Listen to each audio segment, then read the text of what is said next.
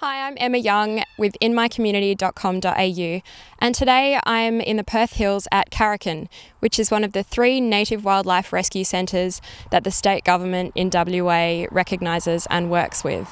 So we're going to go inside and take a look at what makes this place so special.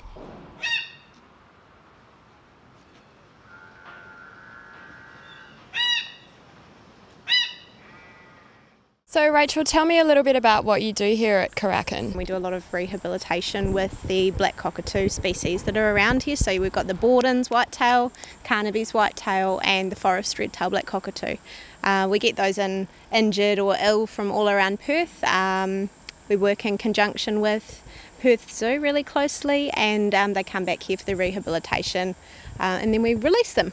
All going to plan. So you get calls from the public if they see an injured cockatoo or something? Absolutely, yeah. And then what happens? We have a rescue ambulance, so people call our rescue coordinator or our office number, and we will come and pick the birds up, give them some, sometimes life-saving treatment if they need it, and then we will take them straight to Perth Zoo, and where they'll do any surgeries or anything that needs to happen. And then once they've recovered, if they do recover, sometimes their injuries are too great, but if they do recover, then they come back here for their slow recovery sometimes. So they can spend from 3 months up to 4 years here before they're released again. Okay, and what does it involve when you prepare a bird for release here?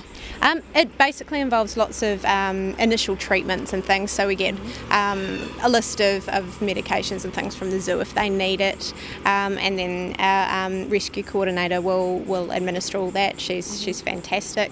Then once they are actually physically well again, then we start putting them back into the release preparation cages, so we need to build up their flight muscles because they've normally been in small recovery cages for a little while.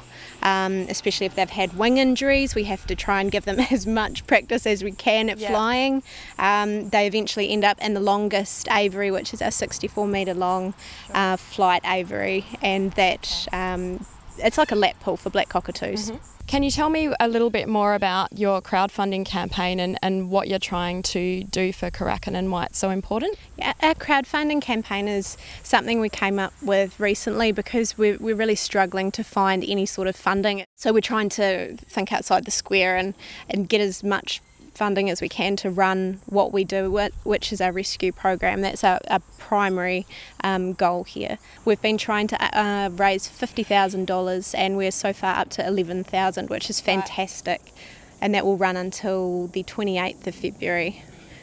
And why, having worked with these birds yourself for so long, can you tell us a little bit more about why you do what you do and why it's so important to conserve this threatened species? Yeah, well, as you can probably tell, I'm a Kiwi, so I've come from a conservation and wildlife husbandry background in New Zealand, so I work closely with lots of endangered species over there, and coming over here, you guys have such amazing wildlife, and just to see the rapid decline of the species is really scary.